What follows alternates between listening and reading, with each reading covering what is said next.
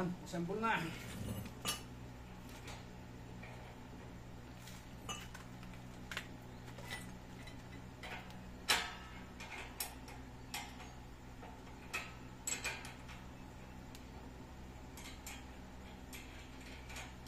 $800 LBS to mga idol. Convert nyo na lang. 360 yata, 360. Convert nyo na lang ha. Mami, kukot nyo naman yung sinabi ko.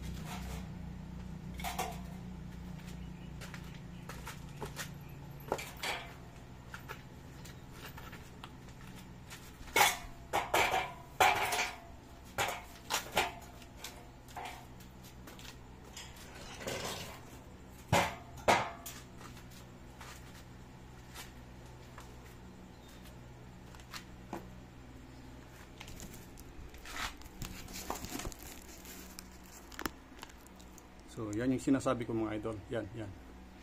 Ito yung magiging dito yung wall.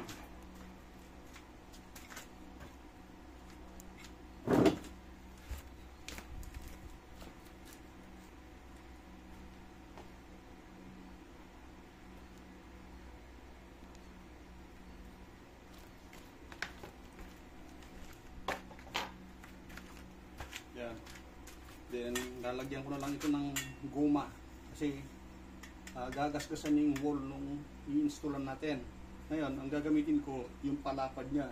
Ito 2 inches, tamang-tama, may bracket na 2 inches. So, may butas lang dito sa kabila, shoot ko. Ito yung pinaka-locking system ko. Yan. Yan. Then, iti-thread lang natin.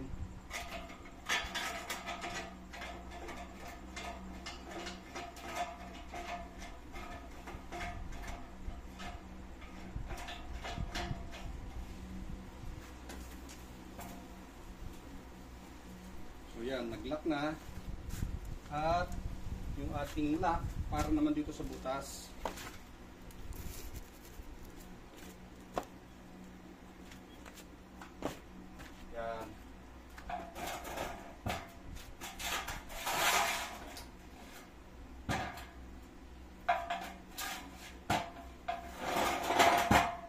Yan. So ito yung butas natin.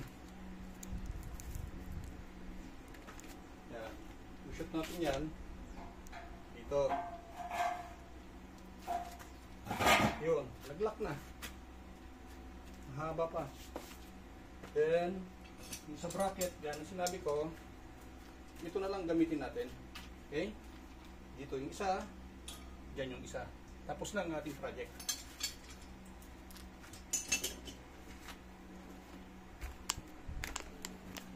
So, ayan mga idol, tapos na. Ito, sasandal ito sa pader. Dahil ina-anticipate natin yung bracket. Okay? Yung bracket, halimbawa gamit 2x2, na-anticipate natin siya. So, ayan. Ganyan lang mga idol. Yung gear wins natin, 300 kg plus. Yan, yung kable niya, oh, makapal.